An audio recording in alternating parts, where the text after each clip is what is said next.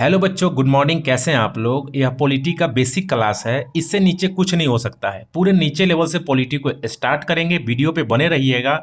एक समय के बाद आप लोगों को पॉलिटी पर एक अच्छा पकड़ हो जाएगा। चलिए पढ़ते हैं। देश या राज्य। हमारे देश और राज्य को चलाने के लिए 3 प्रकार का संस्था काम करती है। पहला है विधायिका, दूसरा है कार्यपालिका, तीसरा है न्यायपालिका। विधायिका को इंग्लिश में लेजिस्लेचर बोलते हैं, कार्यपालिका को एक्सिक्यूटिव बोलते हैं और न्यायपालिका को ज्यूडिशरी बोलते हैं। विधायिका जो है वो कानून बनाने वाली संस्था है।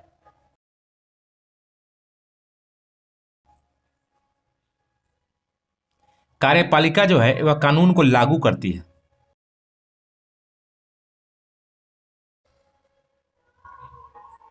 न्यायपालिका जो है ये सभी कानून का संरक्षण करती है।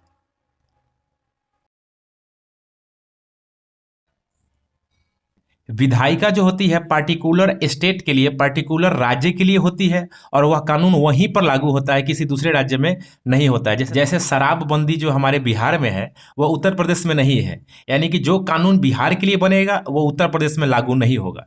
कार्यपालिका उसी तरह से, कार्यपालिका क्या होता है तो जिसका वेतन सरकार देती है लेकिन पब्लिक के लिए काम करे, चाहे वो ब्लॉक का स्टाफ हो, चाहे वो पुलिस हो, सभी कार्यपालिका के अंतर्गत आ जाते हैं।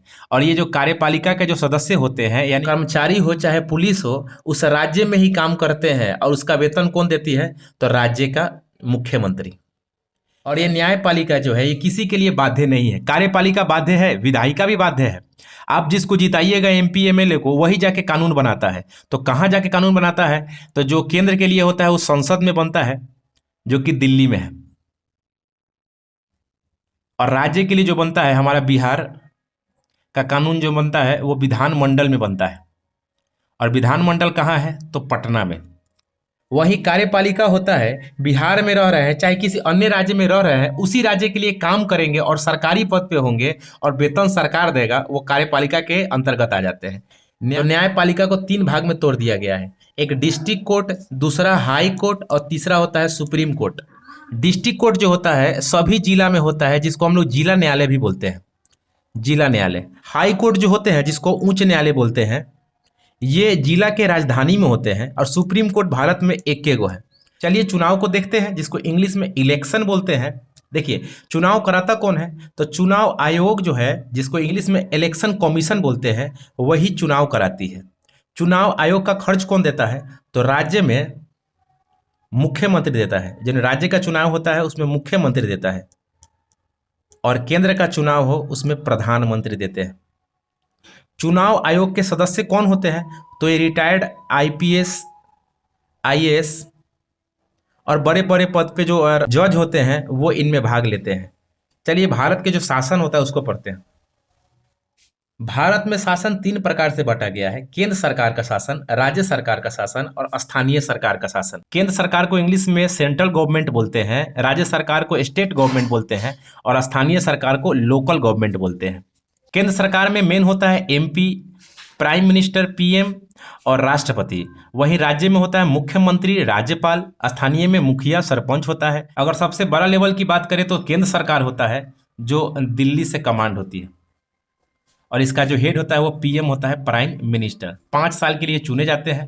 और वहीं पे राज्य सरकार का जो है वो बिहार है, हमारा बिहार सरकार है और ये भी 5 वर्ष के लिए चुने जाते हैं और इसका जो हेड होते हैं वो मुख्यमंत्री होते हैं, जो अभी नीतीश कुमार है। स्थानीय सरकार की बात करें तो हमारे यहाँ ग्राम पंचायत है, जिसका नाम है ग्यासपुर पंचायत, और यहीं से यह कमांड होता है। और ग्राम पंचायत के सदस्य को भी 5 वर्ष के लिए चुना जाता है।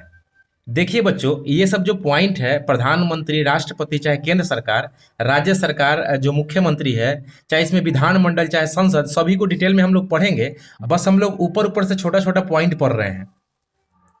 स्थानीय सरकार, जिसको इंग्लिश में लोकल गवर्नमेंट बोलते हैं, ये 5 वर्ष के लिए चुने जाते हैं। तो इसके अंदर कौन कौन से आते हैं तो ग्राम पंचायत आते हैं, फिर नगर पालिका आता है, उससे 12 नगर निगम आता है, तब महानगर निगम आता है।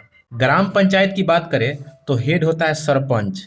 लेकिन हम लोग के यहाँ लोग समझता है कि मुखिया सबसे हेड होता है। नहीं, सबसे बड़ा जो पद होता है ग्राम पंचायत लेवल पर वो सरपंच होता है। ये भी 5 वर्ष के लिए चुने जाते हैं। नगर पालिका में जो हेड होता है महापौर होता है। महापौर, जिसको इंग्लिश में मेयर भी बोलते हैं। और ये जो महापौर है सब में वही नगर आयुक्त करके नाम, तो महापौर नाम से, तो मेयर नाम से, सभी का हेड वही महापौर बोला जा सकता है, महापौर। 12,000 के लगभग 12,000 से 40,000 तक के सदस्य यानी लोग रहेंगे तो एक ग्राम पंचायत का गठन होगा।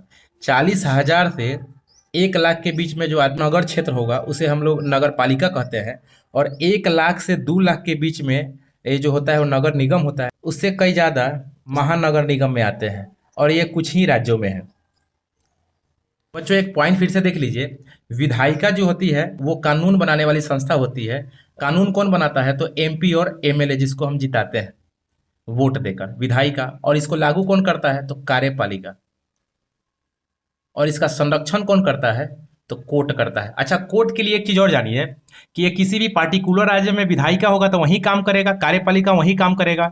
लेकिन जो कोर्ट वाला कहानी है यानी न्यायपालिका जो है, ये किसी के लिए बाध्य नहीं है, जब चाहे जिसको फटकार लगा सकती है। अगर यह बिहार का मैटर है तो सुप्रीम कोर्ट हमारे डिस्ट्रिक्ट कोर्ट मुजफ्फरपुर को भी झाड़ लगा सकती है और हाई कोर्ट को भी झाड़ लगा सकती है, क्योंकि डिस्ट्रिक्ट कोर्ट सबसे छोटा लेवल है और उससे बड़ा जो है वो हाई कोर्ट है, उच्च न्यायालय है, और उससे बड़ा सुप्रीम कोर्ट है। सभी एक दूसरे के लिए बाध्य हैं। अगर छोटा केस या बड़ा केस है, अगर किसी से सॉल्व नहीं हो रहा है, अगर वह मुजफ्फरपुर का है तो वो दिल्ली तक जा सकता है। गलत सजा सुनाया जा रहा है तो सुप्रीम कोर्ट जाके अपना अर्जी लगा सकता है और वहां भी अपना केस लड़ सकता है। यानी कहने का मतलब है कि एकात्मक यह व्यवस्था है, इस पर किसी का बस नहीं है, लेकिन हक सबका है। यही डेमोक्रेसी का सबसे बड़का सुंदरता है। चलिए बेसिक पॉइंट आप लोगों को थोड़ा थोड़ा समझ में आ गया होगा। कुछ क्वेश्चन यानी सेट को लगाते हैं। बच्चों जितना पहला क्लास में बेसिक पढ़ना था पढ़ लिए, अब चलिए सेट को लगाते हैं। हमारा पहला क्वेश्चन है, चुनाव आयोग कौन सा आयोग कराता है? हंटर आयोग, चुनाव आयोग, जज, प्रधानमंत्री। जैसा कि ऑप्शन नंबर बी दिख रहा है, चुनाव आयोग, ये सही है। अगला क्वेश्चन है, प्रधानमंत्री कितने वर्ष तक शासन करते हैं? तो ऑप्शन है 2, 6, 5, 11 वर्ष। तो 5 वर्ष के लिए कार्य करते हैं। अगला क्वेश्चन है, भारत में शासन के कितने प्रकार हैं? तो भारत में 3 प्रकार का शासन है। तो कौन कौन? तो एक है केंद्र सरकार का शासन, राज्य सरकार का शासन और लोकल शासन, जिसको हिंदी में बोलते हैं स्थानीय, यानी कि 3 गो शासन है, 3 प्रकार के शासन प्रणाली है। ग्राम पंचायत के प्रमुख कौन होता है? ऑप्शन नंबर है प्रधानमंत्री, सरपंच, पंच, मुखिया। मुखिया ना मार दीजिएगा, सरपंच वो क्या है? तो वो है प्रमुख। मुखिया का कार्यकाल कितना वर्ष तक होता है? तो 5 वर्ष, 3 वर्ष, 13 वर्ष, 6 वर्ष। तो मुखिया का कार्यकाल 5 वर्ष होता है। अगला क्वेश्चन है, राज्यपाल कहाँ कार्य करते हैं? राज्य में, दिल्ली में, गांव में, घर में। देखिए गांव में तो घूमता नहीं है और घर पर तो कार्य करता है, लेकिन क्वेश्चन के अकॉर्डिंग राज्य में काम करते हैं राज्यपाल। अगला क्वेश्चन है, चुनाव आयोग का खर्च कौन उठाता है राज्य में? तो प्रधानमंत्री, मुख्यमंत्री, राज्यपाल, राष्ट्रपति। तो ऑप्शन नंबर बी सही है, मुख्यमंत्री उठाते हैं। न्यायपालिका के सबसे छोटी इकाई क्या है? जिला न्यायालय, उच्च न्यायालय, सर्वोच्च न्यायालय, इनमें से कोई नहीं। सबसे छोटा है डिस्ट्रिक्ट न्यायालय, जिसको हम लोग जिला न्यायालय कहते हैं। सबसे ऊपर सुप्रीम कोर्ट यानी कि सर्वोच्च न्यायालय, उससे नीचे उच्च न्यायालय, उससे नीचे तो डिस्ट्रिक्ट कोर्ट, जिसको जिला न्यायालय बोलते हैं। अगला क्वेश्चन है, कानून बनाने वाला। तो कानून कौन बनाता है? न्यायपालिका की, विधायिका की, कार्यपालिका की, जज। तो कानून बनाता है विधायिका। और पालन कौन करता है? तो हम लोगों को करना पड़ता है, कार्यपालिका भी करता है। और न्यायपालिका इसको जस्टिस करता है और जज फैसला सुनाते हैं। जज कानून नहीं बनाते हैं, बस ध्यान में रखिएगा, बस वो कानून को देखते हुए सजा को सुनाते हैं। न्याय देने वाला, तो आपके ऑप्शन है कार्यपालिका, विधायिका, न्यायपालिका और कोई नहीं। तो न्याय जो देता है वो न्यायपालिका देता है। ऑप्शन नंबर सी है न्यायपालिका। अगला क्वेश्चन है, भारत में उच्च न्यायालय की संख्या कितनी है? 24, 25, 26, 27।